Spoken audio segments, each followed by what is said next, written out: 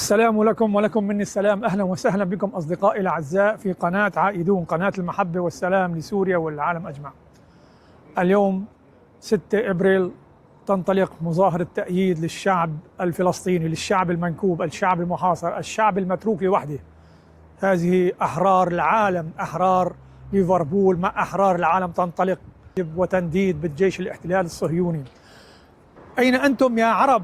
هؤلاء الأحرار في العالم كله، في أمريكا، في أوروبا بالكامل، في اليابان، في كوريا الجنوبية، كوريا الشمالية، في كل دول العالم تتظاهر وتتأيد الشعب الفلسطيني وتستنكر. أما أنتم العرب، أنتم أقرب الناس إلى الفلسطينيين، أنتم أقرب الناس لهم. لا حدا يتظاهر ولا حدا، إلا ما رحم ربي أو بضع فئات من الشباب، من الشابات، من الناس يتظاهرون على خجل. ألا تخجلون من أنفسكم؟ هذه الشعوب الأجنبية المكافرة المنافقة تتظاهر وتؤيد الشعب الفلسطيني، وأنتم الذين تدعون الإسلام، تدعون الأخوة، تدعون الصداقة، تدعون أخوة الإسلام، أخوة الوطن، أخوة العروبة. لا أحد يتظاهر، وحتى إذا تظاهرتم تظاهرون على خجل. ألا تخجلوا على أنفسكم؟ للأسف هذا حال الأمة العربية، وهذه بضعة أشخاص يتحكمون في رقاب ملايين العرب، ملايين المسلمين. للأسف انظروا إلى الأحرار في كل دول العالم. ألا تحرككم هذه ألا تخجلوا من أنفسكم حين تروا الأجنبي يتظاهر مع تنديدا بالجرائم الاحتلال وتأييدا للشعب الفلسطيني وأنتم نائمون؟ للأسف، للأسف أيها الأمة العربية، للأسف.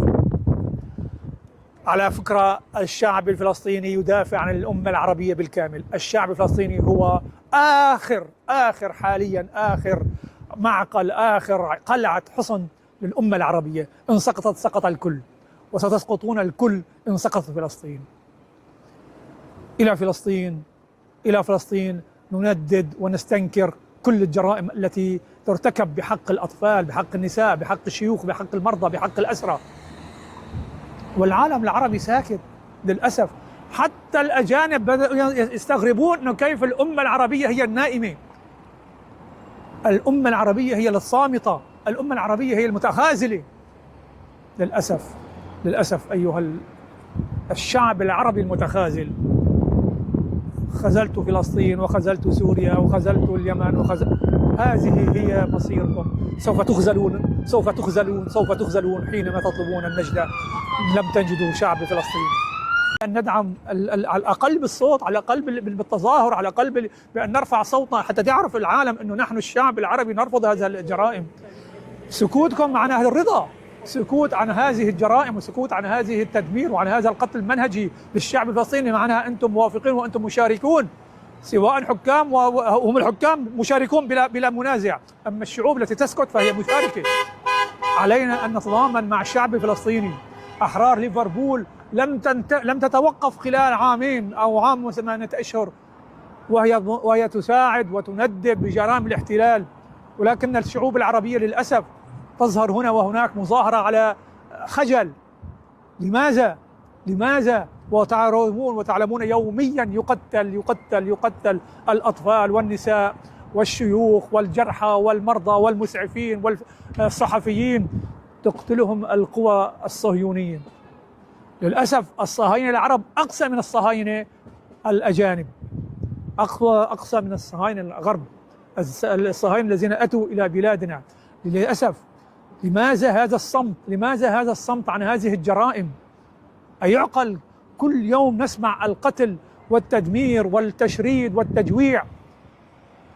أتحداكم أي واحد أن يتحمل أن يجوع يوم واحد، ونرى كيف صار أشهر أو سنوات، أكثر من 1.5 سنة وهم جوعا في فلسطين، في غزة. نحن أولى بإخوتنا بدعمهم بأي وسيلة كانت. أقل ما هنالك أن نرفع صوتنا، أن نرفع الدعاء لهم، أن نكون معهم، أن نشعرهم أنهم ليسوا هم لوحدهم. لقد خذلهم الحكام العرب، لقد خذلتهم الأمة العربية، لقد خذلتهم الأمة الإسلامية للأسف. أما شعوب العالم، شعوب الكفر، شعوب النفاق، شعوب الملحدين، هم الذين أصحاب الضمير، أصحاب الإنسانية، الذين يتضامنون مع الشعب الفلسطيني من أول يوم لحد اللحظة. لم يفترون ولم يفتروا عن تأييد الشعب الفلسطيني وتنديد بجرائم الاحتلال. ألم تروا كيف هذه الشعوب التي هي تنطلق كل يوم منددة بجرائم الاحتلال، بجرائم الكيان الصهيوني؟ هيا بنا أصدقائي مع شعب أهل مدينة ليفربول لننطلق في مظاهر التأييد للشعب الفلسطيني، لشعب غزة، واستنكارا للجرائم الاحتلال الصهيوني. هيا بنا أصدقائي الأعزاء. Thanks very much. Thanks for inviting me to say a few words. We're doing 2 book events this weekend in Liverpool. We're promoting our book called The Monstrous Anger of the Guns, which exposes the hypocrisy and lies of the world's arms trade and all that it does to kill people all over the world, obviously including what's happening in Gaza and on the West Bank at the moment. I want to say huge congratulations to all of you for being here every week in, week out, month in, month out, as long as it takes, in solidarity with the people of Palestine. Your presence is an inspiration to so many others all around the country, and that message that we carry across to people in Gaza and in the West Bank. Quite often when I get home from the big rallies we've been doing in London over the past 18 months, and you sort of think, well, we went out, we marched, we come home and we get a cup of coffee and put our feet up and rest. And then you think about people in the West Bank and Gaza. You go on the phone to people there and they say, look, what you're doing all over Britain and indeed all the other countries gives us hope, gives us inspiration and makes us realise that we are not alone. So we're going to carry on saying they are not alone. حاليا هو عضو البرلمان لكن مستقل. I can't be the only one here who finds it increasingly difficult to look at television late at night when you're seeing live television coming from Gaza, from the West Bank, of the bombing of wholly civilian targets, the killing of so many innocent children and others whose lives are just being snuffed out. Already 60,000 deaths have been recorded in Gaza, and there are many more to come as the rubble is eventually cleared away. And for those that survive, those that have lost the entirety of their family and survive, will live forever with what's known as survivor's guilt. They'll wonder, how is it I survived and the rest of my family didn't? And then those parents who have lost their children will be forever saying, this is their birthday, what would they have achieved in life by now? That'll go on for the rest of their lives. The mental health scars of this bombardment by the IDF will last not just for one generation, but for several generations. And then the murder of the Red Crescent workers that has finally now been exposed for what it was, an absolute act of wanton murder against health workers who were trying to save lives, the way in which they were killed, the way in which their bodies were buried in shallow graves, and the lies that were told about vehicles were supposed to be travelling without any lights in the dark and not marked or anything else. And then a video comes out showing exactly the opposite to be the case. I have a good friend who I've known him for 20, 30 years. Mustafa Barghouti of the Palestine National Initiative. He's a doctor who lives on the West Bank, and every day he sends me a message. Every single day he sends a message to me of the latest piece of news. I'll just read out today's message is, according to UNICEF, more than 1 million children in the Gaza Strip have been deprived of life-saving aid for more than a month. 1 million children.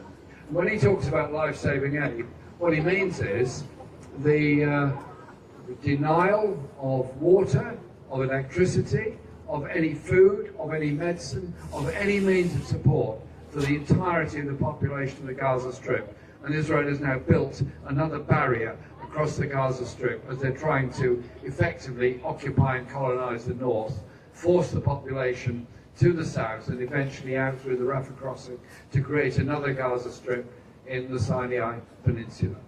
And this horror show has gone on for a very long time. Last year, I went to the International Court of Justice at the invitation of the South African government to observe the case they brought there. it was a deeply moving occasion. Not just for the strength of the argument that South Africa brought to it, but I'm there in the gallery watching what's going on. See the Israeli legal team one side, South African legal team the other, and the way they're presenting it. And I was just thinking, all those years and years of marching in solidarity with the people of South Africa against apartheid, eventually it was the people of South Africa that overthrew the apartheid regime by their bravery and by their sacrifice. And when they had achieved that, they wanted to put something back for the rest of the world. How brave they were to do that, and how brave South Africa was to do that. And South Africa is now under the cosh big time from the United States. Massive tariff barrier placed on South African goods, massive attacks made, the South African ambassador expelled from the USA. South Africa is now under the cosh because it stood up for the people of Palestine. What's our answer? Solidarity with the people of South Africa.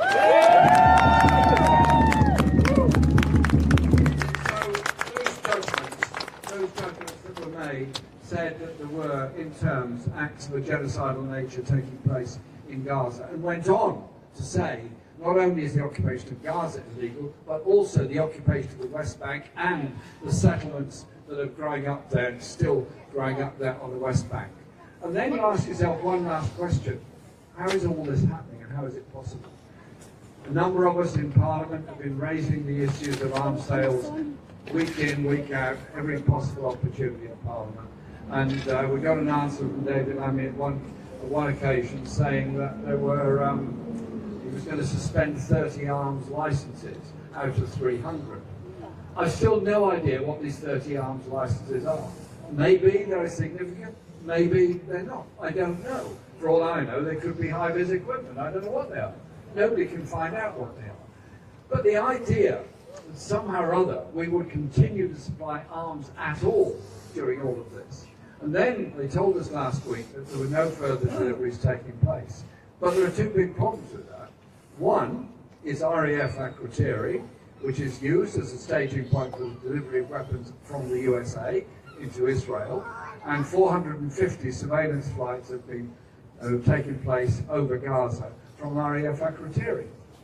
So I asked if all the information collected on these surveillance flights will now be made available to the International Court of Justice and the International Criminal Court, so that evidence collected can be used to prosecute Benjamin Netanyahu and others for the war crimes that we know are going on in Gaza. And we're told that these are top secret missions and they can't divulge what they're for. Well, what on earth is our money being spent on in RAF Akrotiri to overfly Gaza if it isn't to help the Israeli occupation of Gaza? That's my frank suspicion to you. And so those decisions made by the court is very important. But the second point is, and this is the crucial one, the bombing can only take place because Israel has F-35 jets that can do it. 15% of the entirety of the plane is made from parts manufactured in this country. That sale, that export has got to stop immediately. No parts should go to ensure those planes fly. Think of all those that have died, not just in the last 18 months, but over many, many years of the occupation. All those children have been put into Israeli prisons. And then think of the world reaction on this. Those politicians that continue to supply the weapons during this period of genocide against the Palestinian people, those that claimed it was important for future relations to carry on doing this, they're going to hang their heads in shame and the history books of it. The history books will show that there were millions of people around the world who met and marched and demonstrated, particularly students in the United States that suffered a great deal and still do suffer because of the encampments they've made, and all the other students all over the world that have been demonstrating in support of the Palestinian people. So let's over here a shout out to the University of Liverpool students.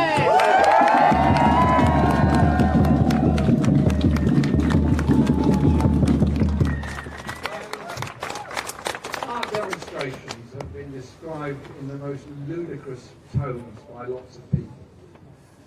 There's been many attempts to prevent our demonstrations taking place. There's been many attacks on anybody that stood up and spoken out on Palestine, and I can assure you it does happen all the time. And our demonstrations are not the march of hate. They're not the march of horror that we've been described as. They're marches of support, of solidarity, and above all, of love. And I'm very proud of the diversity of our marches. The age, the languages, the faith, the ethnicity of it. And I'm particularly proud of the very large number of Jewish people that joined in the demonstration.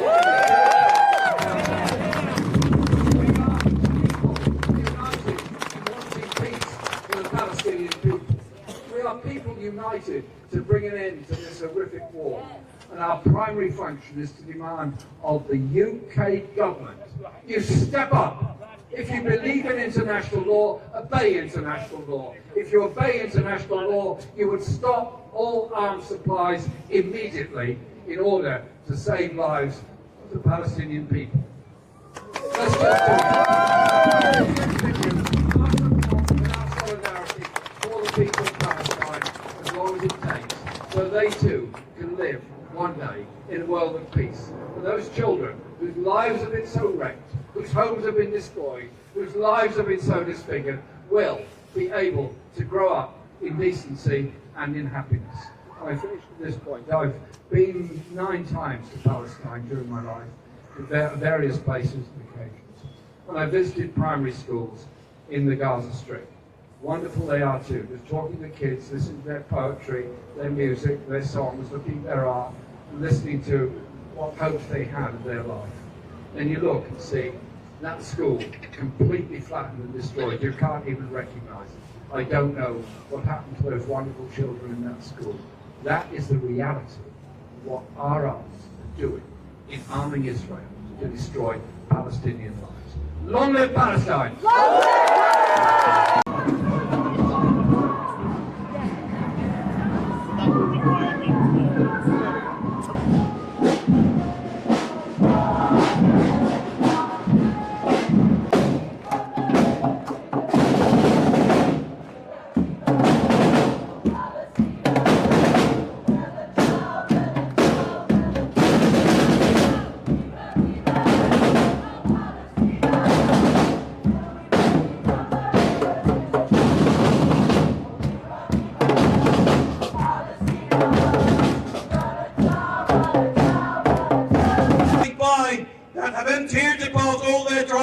Or have been poured the news for the 15 months, seeing the children slaughtered on live stream. And maybe